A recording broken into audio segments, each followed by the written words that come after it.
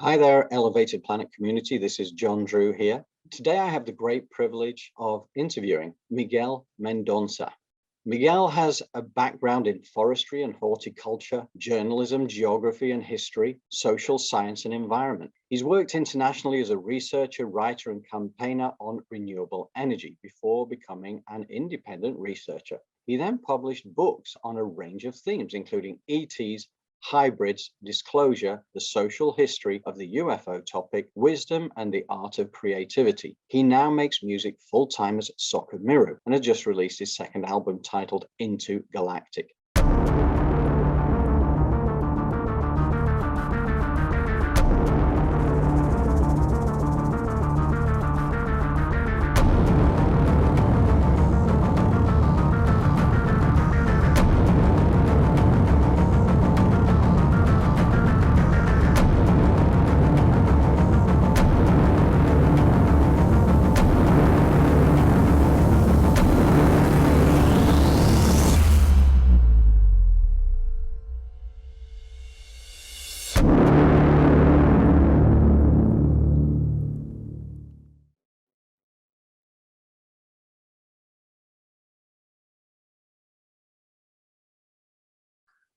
Why on earth would humans need weapons? Why would we need fences? Why would we need borders and boundaries? Why would we need to protect ourselves from one another?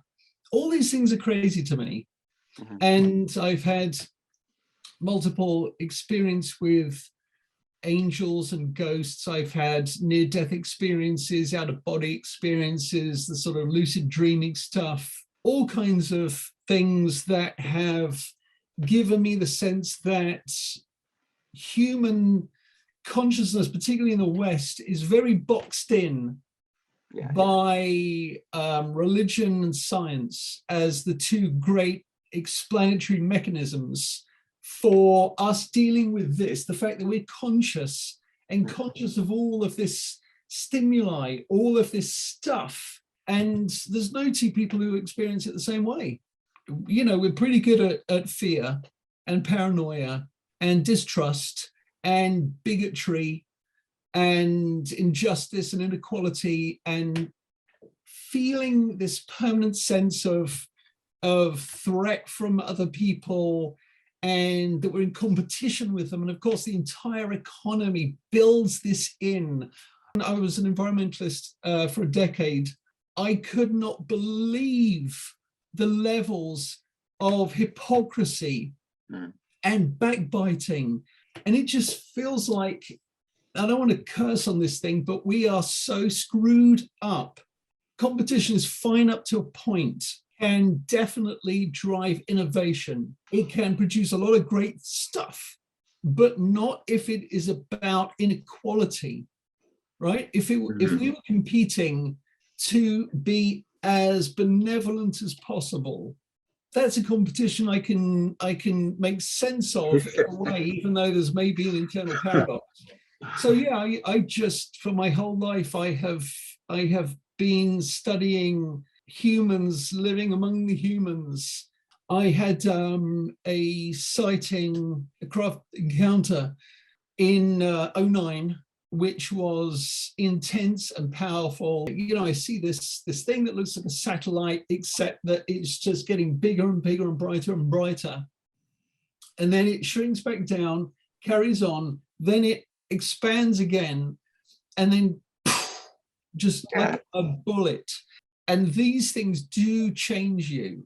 And then in that process, talking to the people who self-identify as hybrids, in that first book, I was just struck by how all of it felt so familiar and close to home, and in some cases near the knuckle, to the point where I really was asking myself serious questions about, could it be possible that I'm actually not from here? Like, I really understand now what the hybrids and other folks talk about when they talk about how dense it is on this planet. So you talk about the density that's on the planet. Now, the problem for us is that, you know, when we live our lives within the density, we don't even realize it's dense. And therefore, you've got no sense of perspective. I don't watch the news, but it's simply because I can't handle it. I'm just too sensitive. That is the reality. It can block you in a lot of other ways. It can start to drain the color out of life. You, it seems to me, are somebody who may have gone through something similar and has come to a place where you've found a means to survive, to thrive, to be happy, and to contribute to more joy, more happiness for people, and to expand people. And that's the opposite of the black holes that people get sucked into, because it absorbs all light. That's what happens in a black hole, as we understand it, at least. So to me, the most important thing I can do is to spend time in light and joy and beauty through art. That is where I find levity, humanity, humility. It's where you can set aside ego, and it is more expanding and it's more connecting. I think if I was to give any human being of any age 2 pieces of advice for any kind of happiness, it would be to spend time in nature and to be creative. Anything that you can do in these regards, I think, can help you to be more balanced. And it's interesting, like in terms of getting in touch with nature, that's something that keeps coming through to me as well. But also was the importance of actually connecting with nature, literally feet on the ground, touching nature, hug a tree. It is a deeper connection. The idea is the earth energy coming through you. And the Gaia, Mother Earth, the living, breathing planet, is there providing you with kind of energy that helps you to be balanced. How do you feel about your incarnation here on the planet and your reason for being here? Well, sometimes it feels like a crazy error or a bet or something. You know, the image that I have is that I was at some bar on some planet. I mean, picture the cantina scene in Star Wars, right? I think we all kind of go there. And I imagine having a drink with some being from somewhere, and we're swapping just crazy stories of places we've been.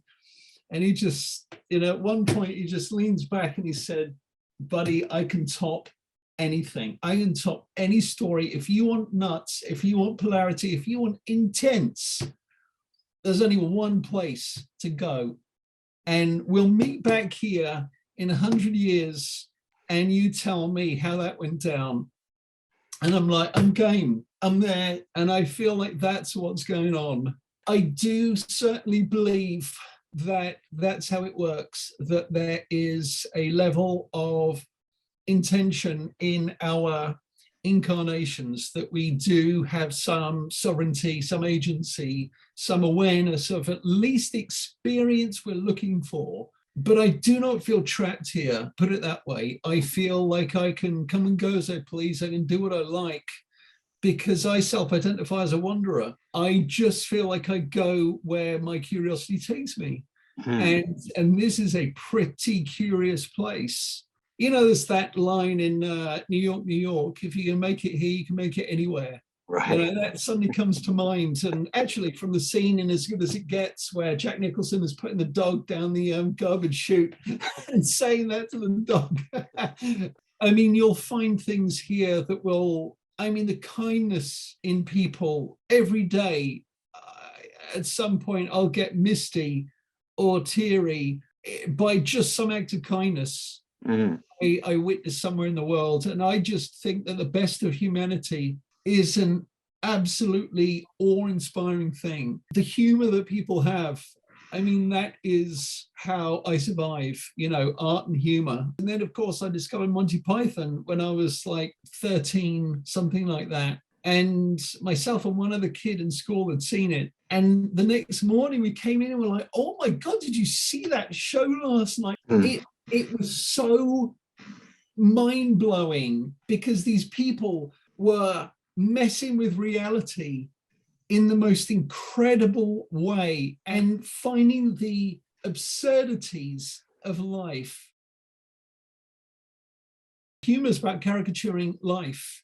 So I feel like humans are just an innately creative species. And I have heard it said by researchers and experiencers that beings coming here, they often comment about how creative humans are. You know, certain people have told me, you know, the beings themselves have a really great sense of humor. I've heard that. The 3 points that we have that Elevated Planet stands for is love, laughter, and lifestyle. It's those 3 things. That's like our little holy trinity. What is your interpretation of what is going on at a planetary level? Well, I don't know. Again, I don't have the data, not in any first-hand capacity. I mean, I hear many different interpretations. During the Meet the Hybrids research, the ascension idea was very hip. So it was ascension. Everything was frequency and vibration and shifts and dimensions and densities and new earths and all of this stuff. And of course, I don't think anyone anywhere has any kind of proof. I think it's an idea people like. In the beginning was source. Everything proceeds from source because source wished to become more. It wished to evolve. And the only way to evolve was to split itself into an infinitude of fragments. And each of those fragments can take a form. It is a fragment of consciousness, essentially.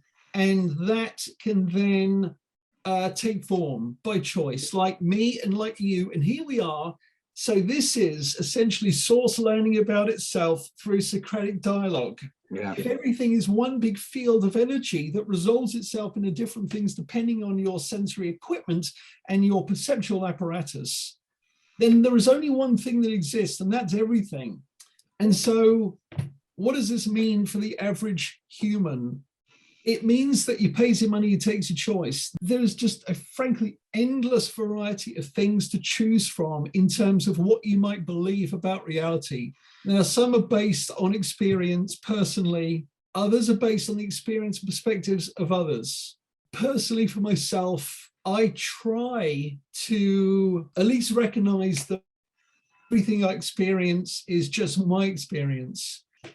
You know, I feel like we take too much for granted. I feel like we get hung up on a lot of stuff that is nowhere near as miraculous as the fact that we are conscious and conscious of being conscious. And one of the things I've heard a lot, the next 3 years are going to be the vital ones. One of the things I kind of look for is consistency of information. Like in Meet the Hybrids, for instance, there's an amazing degree of consistency across different people in different parts of the world who didn't know each other. One of the things I've heard is that these next 3 years are going to be the tumultuous years. This is where change is happening. What is going to be is going to be. I don't worry about it. I just kind of do what I feel is needed to be done right now and allow people to make their own minds up.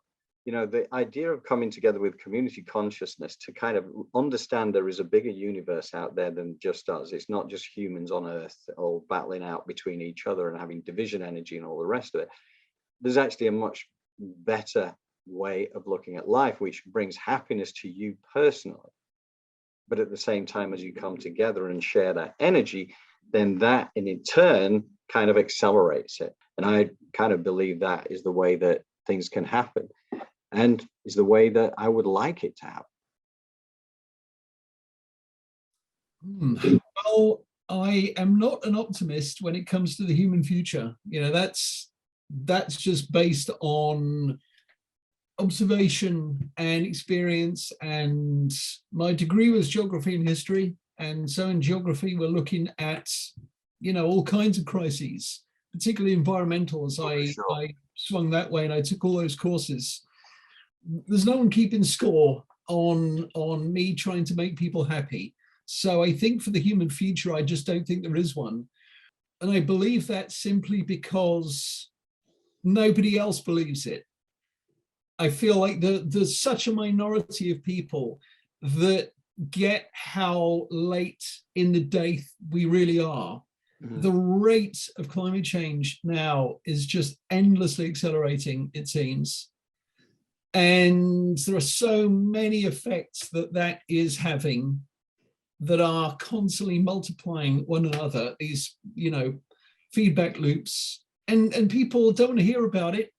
because they essentially are told that we're doing this, everything's getting better, everyone's earning more money, and technology is improving, and we're living longer, blah, blah, blah. But I think this is happening in terms of the health of the biosphere, the loss of biodiversity, the loss of, the Amazon, I think it was last year, flipped from being a net carbon sink to a net carbon emitter. Wow. Because they've cut down so much of it. As a carbon sink, something for absorbing CO2, it is no longer functioning. It is now emitting more. And that's just annihilation right there. That's it. That's game over. And if you look at, all the other things that are happening in, melting permafrost, the methane that's been released thereby, and, from the ocean, the methane clathrates and all of that business, and God knows how much of this stuff we don't even know. But there are so many ways in which climate-forcing gases are being released, not just by humans, but through human activity. They've now been released through carbon sinks, and the ocean itself is losing its carbon absorbing capacity. So we are in a death spiral, and there's nothing is going to change that. That's my belief. Yes. Based on everything that I understand about the way that climate and biosphere function, and the human mind, that we are experts, cosmic experts at denial. We all know that. Denial about things in ourselves, our own flaws, our own failings, our blind spots. Denial about maybe the health of a relationship. Denial about our need for material things. Whatever it is, I think we're pretty deluded in a great many ways. And there's no one with an off button. That's the thing. There's no one anywhere that is able to push a button that says stop. We are, my work was renewable energy policy. So I was, as it were, on the front line doing that work with colleagues around the world, trying to speak truth to power. It shouldn't have been a case that ever needed making. No. Obviously, if we understood at the end of the 19th century that increased use of fossil fuels, like more CO2 and climate-forcing gases, would exacerbate the natural greenhouse effect, trapping more heat in the system, building up more and more and more and more heat in the system, it's going to screw that system. If it is a system that's based on balance, it can't emit more than can be emitted. Equilibrium. There was a book I recently read called Less is More, but it's talking about all the things you're talking about there, about the fact that we are kind of on a death spiral, and is there still time to do anything? Well, and more importantly, is the will there to actually reverse? No to both. That is the key question, right? Because is it feasible? Possibly, if we dropped everything today and looked at life completely different. But is the will there to do that? Is there a leadership level, top down? That doesn't exist. Now, that to me, this is why I kind of like cling to this idea. And I don't know, I hand on heart is what I believe, but it's this idea of changes are going to happen. Dimensional shifts could well happen, because that's the only way the planet can be shaped. Because the physical that we exist here on the third dimension now has a sell-by date, right? It's now that sell-by date is approaching us because of the disharmony caused on the planet by mankind over these last, well, not even centuries, over this last century in particular, ever since nuclear testing and all this kind of, and everything else that has exacerbated this. But, it's the greed, it's the capitalism, it's the need for materialism, It's just kind of, everything is now out of balance. Everything is supposed to be a balance, but the balance is the pendulum has swung so far against, it's way over here now. So the only way it can self-correct is to come back all the way over here, which means cataclysms, right? This means Like there has to be a bit like with the, you know, Atlantis, for those who kind of like buy into that idea, that you there's an equal and opposite force. The more it gets out of line, the more that you come over here, and we don't know what that looks like, but you know, let's say, you know, the climate change side of things comes back, and we'll get volcanic activity, we'll get earthquakes, we'll get tsunamis, we'll get tidal waves, we'll get extreme weather. You know, I feel that that is kind of part of the changes that are coming, and it's not going to be fun, but at the end of the day, that has got to come back over here to try and rebalance it. And you know, I don't know whether there's a survivor out there, but it depends. It does depend. I do think that, you know, particularly with the super volcanoes, I mean, they are there when, not if. And the amount of particulates, the amount of stuff that gets fired into the atmosphere, that is not only going to exacerbate the greenhouse effect itself, but it's going to block out a lot of the light that crops need to survive. I mean, there's a reason dinosaurs died out. So I feel eventually we're going to take a lot of species with us, but we're going to go. And, you know, whether people buy into the idea that the nice people, the people who have done their, you know, work with meditation crystals and whatnot, are going to transmute into a fifth dimensional body and be in this new earth with no right-wing scumbags, and it's all going to be nice, and it's not going to be about power anymore. It's going to be about balance. So that means equality and justice.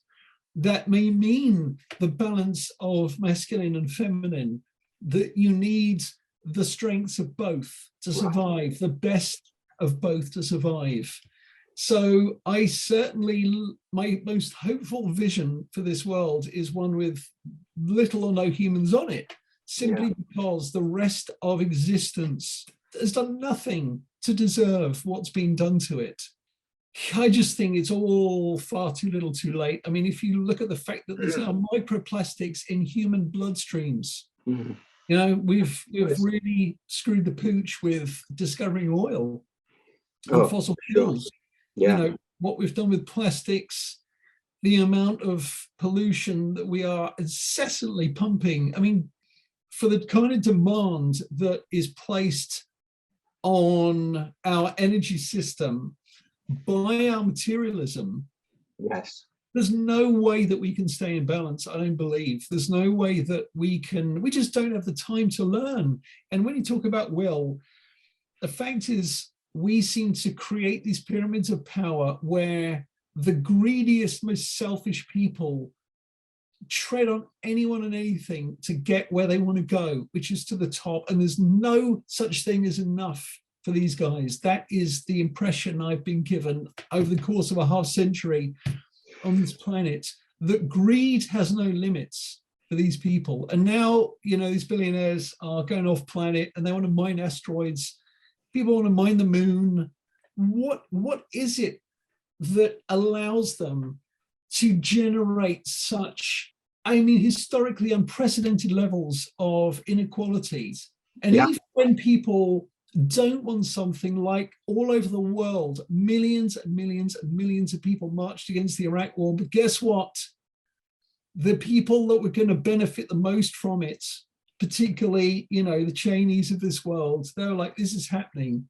This is happening, and it's of no interest what other people want. And they were going to lie boldly about weapons of mass destruction. No plan. It was go in, get rid of Saddam, start getting our hands on the oil, on infrastructure, start getting contracts to Halliburton and, you know, all our friends. And I mean, they've actually had to change laws to prevent stuff like that happening because it was so shameless. And this is not just the US and America, and it's not just today. It seems to be more or less all over the place, more or less all the time. It just seems to be, at the end of the day, an entity expressing its nature, which is that we build these structures of power, we indulge it, and we do very little to shift it. even when we try our hardest, it seems like the dark side seems to have a grip on this place. And if that's the case, if we are not run by the benevolent, if we are not run by the wisest, and I did a whole book on wisdom, and what I understood from that is that wisdom is ultimately benevolent. It's not intelligence, it's not smarts, because you can be a smart serial killer. So it's ultimately about benevolence. And if the wisest among us are not making the decisions based on the things that we want, the things that may be in our best interest, that lead to more flourishing of the human spirit, that lead to more interaction with nature and the identification of ourselves as nature, if these are not the people that are making decisions, if these are the processes by which we make decisions, then of course we're going to end up where we are, and of course we're going to end up where we're going. And like I say, I think the best that we can say about that is that we are, it seems, not merely flesh and blood, that we are spirit too, that we are consciousness, that we can choose where we incarnate, and that the hell that we're heading for is not the be all and end all. It's not the end for any of us. No. It's just a experience on this planet at this time. It just happens to be one that profoundly affects all of us in positive ways occasionally and in negative ways, but it is the experience. And I feel that anything that we can do that can really positively, with wisdom and benevolence, help us to cope better, whether that's interacting with each other in positive ways or finding time to spend creatively, to practice self-care, to practice connection with other things, with other beings, with other aspects of the self, whether it's here or beyond. These are all the things that make this experience doable for me. Fascinating. And on those that very note as well, the recent Stephen Greer YouTube, which came out, and I think I'm going to put a link onto that for Elevated Planet. And I'd encourage you to look at to any of the communities, look at that, because a lot of the things that Miguel, you're talking about there, he goes into a great deal of depth on that and actually provides evidence and detail and documents that actually back up how it happens, why it's happened, and why it's still happening. And also why, to a large extent, prime ministers and presidents are pretty much just puppets to what's going on anyway. You know, they're not truly in charge of what's really happening. There's a much, much bigger agenda sitting behind them over which they have no control. So fascinating stuff. And the final thing I just wanted to mention, because one of the things we've been talking about here, I have a quote here from the Nostradamus quote from the channels that Dolores Cannon did. It says, the changes made to the earth through the abuse of mankind, the disharmony caused by wars, makes future calamity to be seemingly inevitable. There will be physical changes. The best one could do is to continue to work for the light and put out as much positive energy as you can to try to lessen the effects as much as possible.